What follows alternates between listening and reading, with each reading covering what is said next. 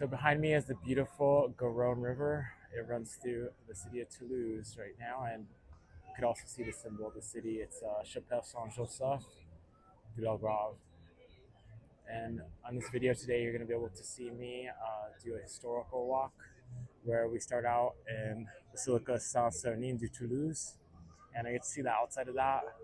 And along the walk, we're going to stop at another Basilica Notre Dame de la Dara, where we just get to see an image of the Black Madonna there. And the interior of that basilica is really pretty and very unique and stunning. And you might be able to hear a bit of the music playing on the organs. Hopefully that came through the mic. I'm not quite sure. But and at the end we finished Place Saint Georges, so you'll be able to see the tour end there. And there's like some historical stuff that took place there during the Middle Ages and like the early Renaissance period. So I'll discuss that a bit. But yeah, the city is pretty good size. Roughly 1 million people live in the city, and the surrounding area is like close to like 1.5 million people. It's in a semi-industrial city, I guess. I don't know. This part of the city is very like clean. I think the industry takes place outside the city where they manufacture aircraft for the Airbus company. So that's like the major employer for the city. So a lot of the money today comes from Airbus. So, but beautiful city, as you can see all around me. It's definitely a sight, and that's the new bridge, the Pont Neuf. So even though it's the oldest bridge in the city, it's called the New Bridge. So go figure, the naming conventions here, right? But I hope you enjoyed the video today. Bye. All right, so I'm doing a walking tour here in Toulouse today, and I'm running late, so I'm gonna try to get there as quick as possible. Yeah, just I don't know. Last night I kind of struggled sleeping. It's a Thursday night, and there's people still partying till like 3 o'clock in the morning, and I'm like, it's like May 7th. I don't know. Maybe there's some sort of weird holiday last night, but it was pretty crazy. It just kind of sucks because tomorrow I have to leave here. My train leaves at like 7:40 a.m. So I can't even really go out tonight. I just need to shower and be ready to like roll out of bed tomorrow. So not fun, but that was the only tickets I get on the high-speed rail. Otherwise, I had to spend like 12 hours on regional trains. So 4 hours high-speed versus 12 hours regional. Take your pick. So I'd rather get up early and get to where I need to be. All right, so I am almost pretty close to being late, but not till 10, so I have 2 minutes to get in front of that church there. Looks pretty cool.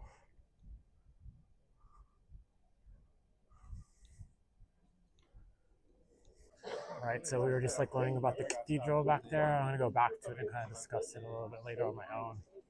But our tour guide was saying that this city is called the Pink City in French, La Vie en Rose, because it's mainly built out of bricks. Because a lot of this limestone and rocks, there's no quarries nearby, so you had to fire up the brick kilns to make stuff for housing. So a ton of brick buildings here. I guess it's traditional since there's no other stuff to build things out of. So you either chose bricks or wood. But it looks cool. Wow, that thing is really thin. I don't know. I think it's like the front of a church, but like it's like missing the whole backside of it. So it's just like super skinny up there. So this is like the main square of Toulouse, and this is the city hall. So I just learned that Toulouse has a population of about 1 million, and then like about 1.3 million in like the metro area. And like the main area, the main industry in town is actually construction aircraft. So there's an Airbus manufacturing facility located outside of the city, where like 30% of the people who live here actually are associated with that whole business enterprise. So this is a manufacturing hub, and kind of described how it got started with a couple local guys taking over like a government military factory after the war ended, and kind of just kept it going and built from there, And it's kind of cool just the fact they're able to keep and expand upon the manufacturing. So there's like two main cathedrals. The other one's a basilica. This one's a cathedral, but I guess it's kind of getting fixed up right now. So it's wrapped up in a cage.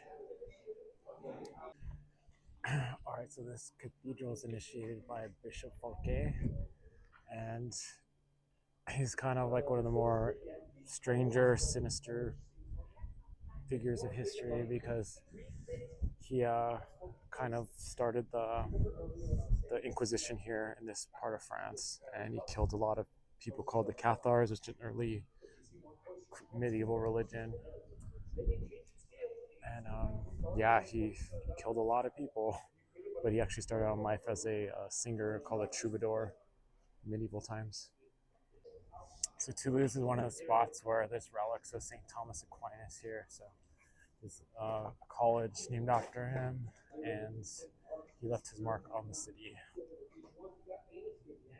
Yeah, I think this tour has actually kind of gotten me interested in studying up on like the Cathars and what that whole religion was about.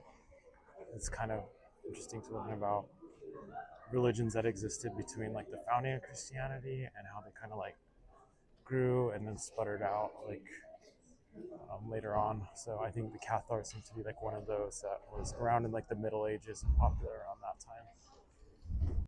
So this city is like filled with like bookstores, art, like posters, I don't know, just a bunch of different types of like art stuff. So I'm really, I wish I had like space in my luggage to carry some items, but I need to plan a trip where I just bring like extra luggage just so I could like buy different things. It'd be pretty cool. Just like right now, I'm traveling so long, I can't really do that. But the city is just really pretty. The light is really nice right now. The weather is like perfect too. Oh man, I feel awful for drinking some beers yesterday because I heard like this region of France has some of the best wine. So I guess today I'll have to drink a bit of wine instead, or get a drink of anything. So yeah, learn your lesson. No wonder why all the like bartenders are like looking at me funny. But there are other people drinking beer too. So I don't know. I don't feel bad. I saw some French people drinking beer. So I'm not gonna like beat myself up for that. But I definitely need to try the local wine, I guess, because when in France, right? So you see local artists here selling their stuff. So this town is like full of really beautiful art, a lot of talented people. So this is like the pre-Renaissance construction of typical buildings back in the day. So it's built with like wood, timber, hay, clay. So it's kind of like earthen built construction. But they stopped using this less and less because they're very fire prone, especially when all the buildings around them are built with that material. So in the past, they'd have like great fires in all the different cities of Europe. So there's like, yeah, no more of that. You have to build with brick now, which is less fire prone, I suppose. So we're entering like a very unique basilica. It's based on like reliquary, so it has a very unique color palette. Okay, so we're in the basilica now.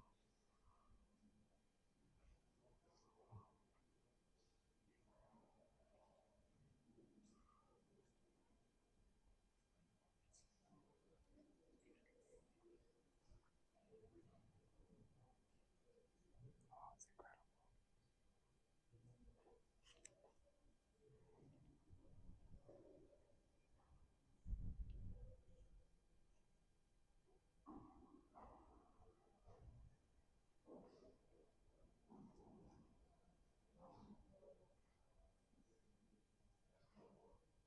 Oh wow, that's so strange. Look at that. They look like aliens.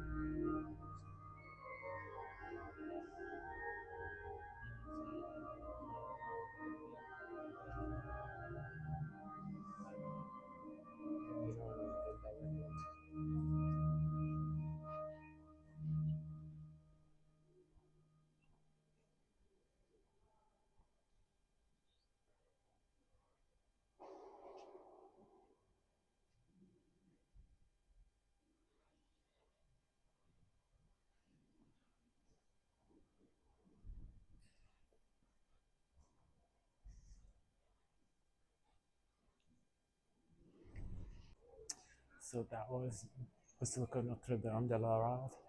Yeah, so it's that was a extremely fascinating basilica. Just the colors, and luckily, like we got to hear some of the sound of the organs playing, so that was really cool. I don't know. Yeah, it's with the the black figure of Mary and everything. It's really I haven't seen that yet either, so that's really interesting.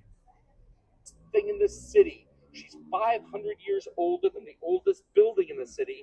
She used to have a cult in the thousands that called the cult of the Vierge Noire. Every time the city came under attack, they'd fall to their knees in front of that statue praying, and they wouldn't get up until they passed out, had to be dragged away. From the 14th century, the curators of that statue started an award for who they considered the best dressmaker in Europe. They would give the honor of making a dress that would stay on her for the next 25 years. That's four per century, right up until the end of the 20th century. Now they change the dress every 2 or 3 months. It's lost all its cachet. Now, clearly, I don't care about. It's amazing. So this used to be one of the most important trade rivers in Europe at one point in time when they completed the Midi Canal, which connected the Atlantic to the Mediterranean basin. It was basically cram packed with people, and they charged tolls to exchange loads here. So the city was like taxing all the trade of Europe for at least like two almost 3 centuries. So it's always been a wealthy city, and it continues to be a wealthy city to this day. So this is the front bit of the basilica here. It's a Romanesque style. But I guess it was originally a temple of Minerva during Roman times, and the temple was destroyed by the Visigoths, and they rebuilt it into a basilica later on. I love these tree-lined streets; they're so nice. Keeps the temperature a bit cooler too. School of Fine Arts, the city of Toulouse. Use the Middle Ages to show you how they like, but I think I keep that going back today. So it's just the Renaissance. Do you remember what I told you about the Renaissance here in the 15th century? The Tudor houses? Remember I told you I was also here of the Great Fire, and the mayors made it illegal to build Tudor anymore? And I also told you, though I didn't go into any detail, I told you it's the area of the greatest wealth of Toulouse, the blue pastel trade, wealthier than the Canal de Midi era and the Airbus era together. So what do you got at the start of the 16th century? You have 200. So this building here is called a Hotel Particulare, built by wealthy trade merchant families, and it was basically a family compound. So an entire family would live there, and they all had like private wells, so they had their own private water access. So they could basically cut themselves off and kind of ride out the storm if there's anything happening in the city for like weeks. But yeah, so those are essentially wealthy or rich people's houses, I guess. So that building before us is like one of the smaller wealthy families. So this is a particularity of like a really wealthy family. So it's much larger. So they have like central courtyards. Oh,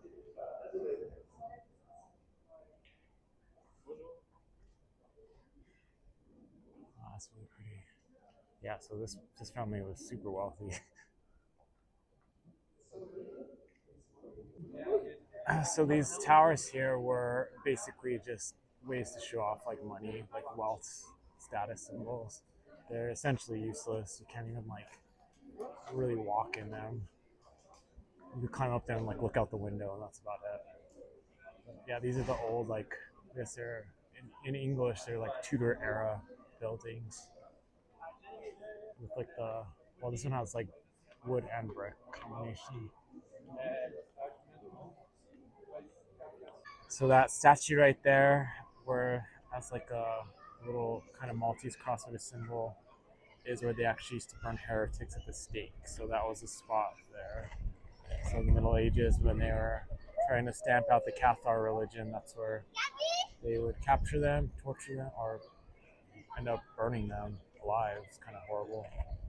And during the Middle Ages, during the Black Plague in 1347, 1348, this whole square were just stacked with bodies of people that were infected by that died of the plague. So I guess at that time they would give families like a couple weeks to identify a body before they'd bury it, and they're saying that custom allowed the plague to spread because like vermin would come and feed on the bodies and then spread the plague from there. So yeah, it's kind of horrible story actually. He was just describing how this place was covered in bodies from that point. I'm gonna go find somewhere to eat. All right, so I just had like a 3-course meal, and I'm pretty tired, so I'm probably gonna head back to the hostel, take a little bit of a nap. But it was good. I had lunch with a couple of people that were on the tour with me, and it's really good to get to know some people. Kind of just have crazy conversations with people from all over the world. That's the best part about traveling, you know.